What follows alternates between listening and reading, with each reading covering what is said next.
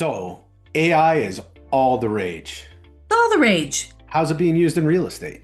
Oh, such a good question. Stick around, and that's exactly what we're going to talk about in this one. I'm Keith Alba.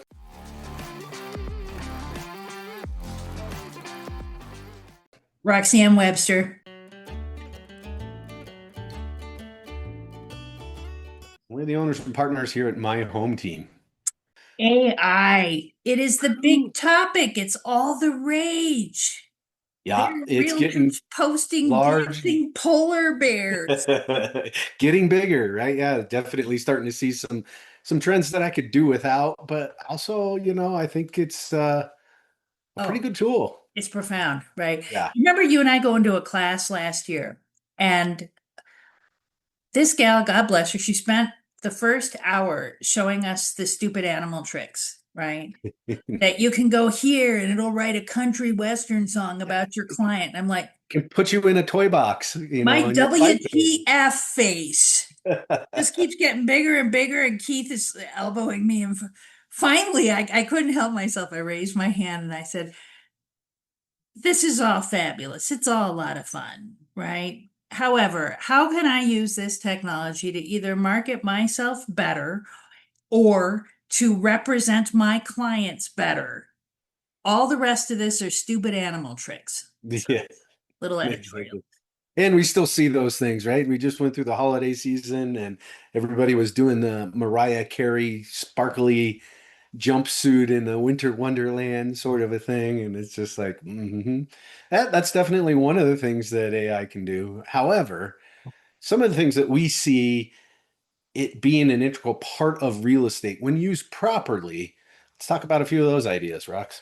Yeah, I kind of lump it into two categories, what I'm seeing in the industry right now. And knowing that this thing is moving so fast, right? And it's learning so fast, is that realtors are asking themselves two questions. How do I use this technology to get more business? And how do I use this technology to do business? Right.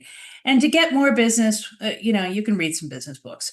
What's interesting to me, and I think kind of the topic at hand is how we're using it to assist us in the actual profession of real estate as professionals, right?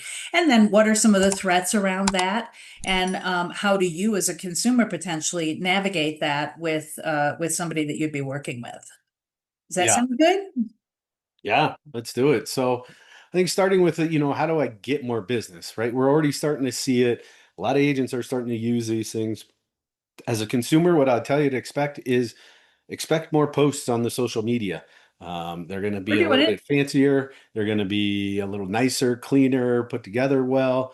But there is definitely going to be a mass blasting of agents that are learning this, taking information, dropping it into templates, or having it generate scripts that can be followed along and generating emails or video blogs, things along those lines.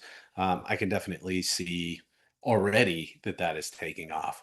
And I think as more and more agents start adopting this use as a consumer, just expect more and more of that.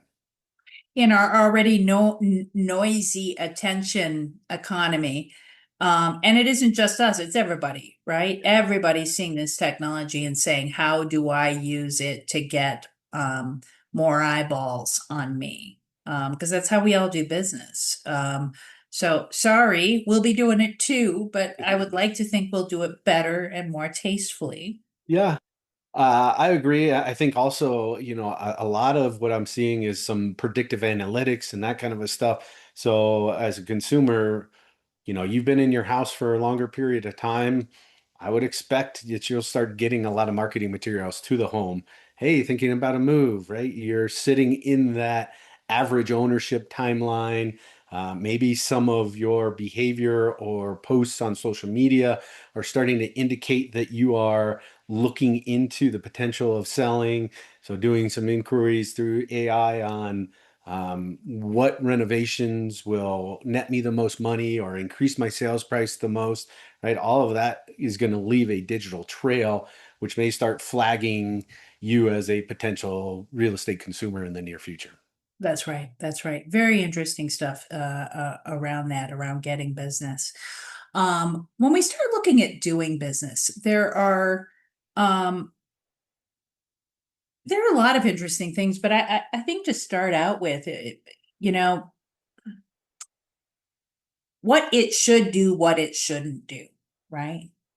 I've seen like I'll see people who say, okay, this technology can price a house for me, right? Um, it can help. Yeah, It can exactly. absolutely help. You just did some fantastic analysis for a tax dispute for a client, right? And I won't go into details, but the research I remember a few years ago putting together when we saw those big tax increases, property tax increases, we went and did analyses for anybody who wanted it in our database. We were really purposeful about it, and we've got one investor who has multiple properties with us. And I created a spreadsheet that had the current financials on it, what the rents were and the expenses and the property taxes and the returns on his investments and a bunch of other stuff, right? And then I projected it with with the proposed increase in taxes so that I could show him your return on investment is this here, and your return on investment will be down significantly if these all go into effect, right? That was a very useful document for him. It led to excellent conversations. We disputed some of those taxes, but to put together that data took me hours and hours and hours and hours. Yeah. And now populating that same data onto a spreadsheet like that using AI as an assistant takes me minutes and minutes and minutes and minutes. I'm still doing the analysis. I'm still giving the recommendations and doing the counseling and saying, now that we've got this data, now what do we how do we use that data to make informed and intelligent decisions, right? Right, better So educated information, better, it's going to lead to better decisions and ideally better outcomes for sure. But the yeah, difference, I think, in one of the potential pitfalls of this stuff, right? We've seen something similar to this data analysis stuff, and if you've played with AI enough or at all, really, you see just how quick it is and how it can compress all of this data and put some stuff out. But the reality is, we've had very similar stuff in the past, right? These algorithms that are out there, if you go to Zestimate and looked at that at all, that is essentially a early form of AI, that's right. right? They were putting data into it, running it through a calculation, and having it spit out evaluation at the end. And what we know is those algorithms were not always accurate, right? That's right. And so you have to have some real estate knowledge, be able to interpret it, understanding that things like that property backs to a busy road, that's going to affect the value. And so maybe it's not as strong as a comparable sale. And you want to weight it differently when comparing it and using that analysis to price a house that's there, right? Those are sort of things that, as of right now, AI does not incorporate and doesn't know to look at those sorts of things, right? Doesn't know. And, That's and exactly it. so if somebody is using the data analysis as the Exclusively. final outcome, They're doing there's you going a to be huge disservice. problems. Yeah, there's one of two things is going to, or one of three things, right? It's going to be underpriced because it's not including some of the things that it should have thought of, like the busy roads behind some of those comparable sales conditions, right? It's going to overprice a house because maybe it doesn't incorporate some of the things that the subject property needs to be adjusted down for, or you know, blind squirrel finds a nut every once in a while and it may come up with it. But when we're talking about the value of these properties, right? Why do we want to risk it and just say, okay, let the computer take care of this stuff and I'm going to trust it 100%, regardless of what it puts out, is a dangerous situation. It's got to be an assistant, not the final verdict of That's reality. exactly it, right? An assistant. And if I'm using it as my assistant, it allows me to do more of that um thought, opinion, all those things come from 3 decades of experience, right? And it's an equalizer in that I now have um, a, a really skilled analyst and number bookkeeper, and I've got an assistant who's full-time sitting next to me that I don't have to pay $7,000 a month to, right? Right. So it equalizes it, and I think that in a way it is um ushering in something that I think is very positive in the real estate industry, right? I think that there are plenty of large teams that do excellent work. They train their people really well. They've got a lot of resources. They write their contracts well. They do all those things, but they have been really favored in the industry for the past several years because of the budgets that they have for marketing, for going out and getting new business, right? Now all of a sudden I've got this free assistant sitting next to me that allows me to bring all of that experience, all of my experience to without the budget needed that has been favoring these larger businesses in the industry. And then once we've equalized those things, if you've got the choice between 10 years of experience and 30 years of experience and the same type of services, the service capability from both of those businesses, I think that it really bodes well for the fiduciary side of that business. Those of us who if I could spend my whole day just having the interesting conversations with people, walking them through decisions and thinking about the well-being and the future, wealth decisions for their families and where do they want to be. Those are the conversations I love having. All the other stuff I do because it's a part of doing business. And if I can be using this technology to assist me in all that so I can do more of this, that's a great shift. I agree. I agree. And I think one of the key points that you mentioned in there, we want to hit on a little bit more. When you were talking about those big teams, right? One of the things you mentioned about the good ones and the top ones that are out there was they've trained those assistants very well. And that is a huge portion of AI, right? These AIs are taking just massive amounts of data and throwing it into the brain, let's call it, of that AI system, right? It may have outdated stuff that it's training that AI on.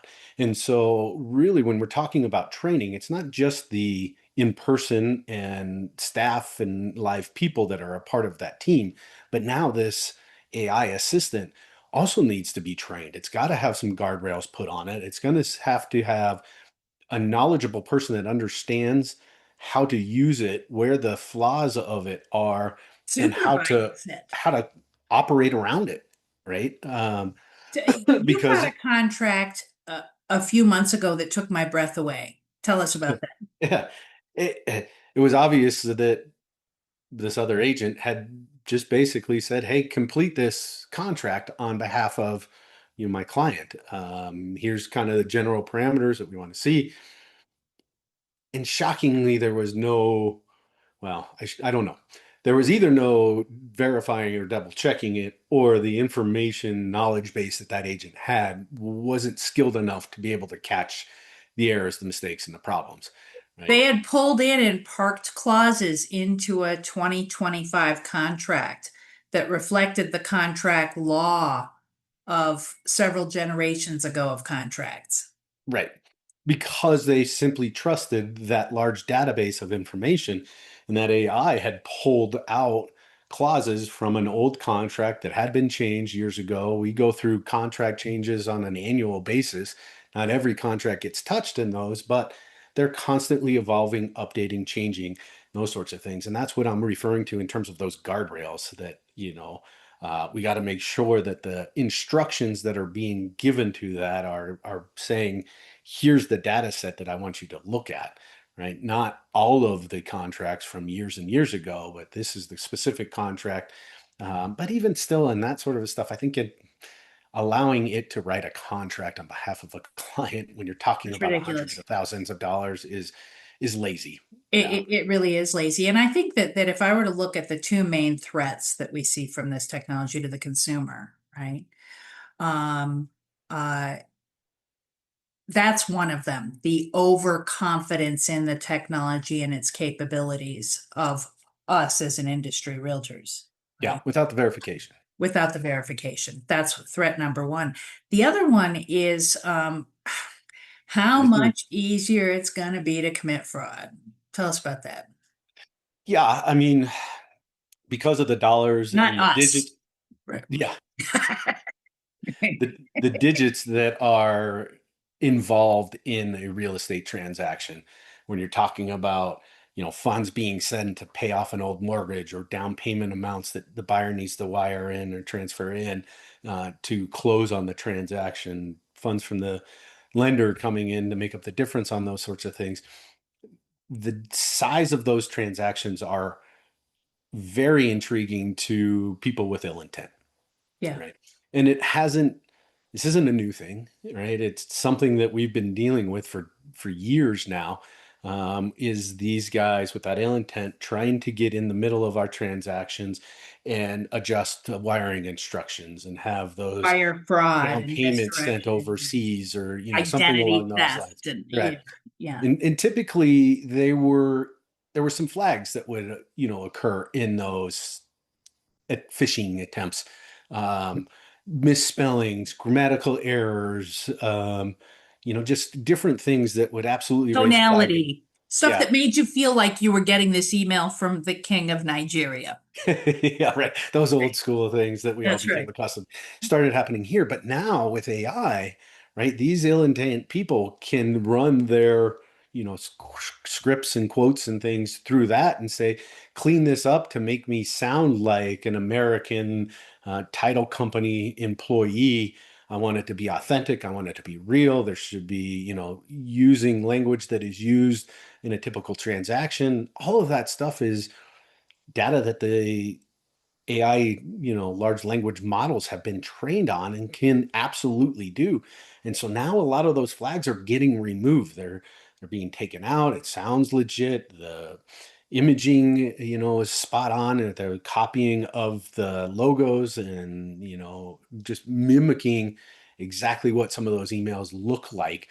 And so it's becoming more and more difficult to identify what's real, what's fraud, and these actors with that ill intent are going to continue to do it. And so it's just going to be, we need to be more vigilant on being able to detect that sort of stuff. As the real estate industry, it's beholden on us as the agents to be having these conversations with the clients out there and saying, here's the latest and greatest scam that's going on. And beware, watch this. Here's how you navigate around these sorts of things. Here's the best practices to make sure that you're not being trapped in some of these webs of deceit. Um, but yeah, it's scary. It's Yeah, scary because they're gonna be interesting attempting world. to sever people from their livelihoods and nest eggs, Yeah, even a higher extent than they've been successful in the past. that's right. And a lot of these things specifically, my husband jokes around about, oh, I got another call from spam likely. Right. Those are the obvious ones. Yeah, You just don't right. need those. Excellent. Well, this is great stuff. Folks, like, subscribe, share this with everybody. If you like this type of content, these conversations, share them with folks. Yeah. Or if And you'd like to have some conversations about how we're using AI and how we can use it to benefit you in your real estate goals, reach out. excellent. Thanks, Keith.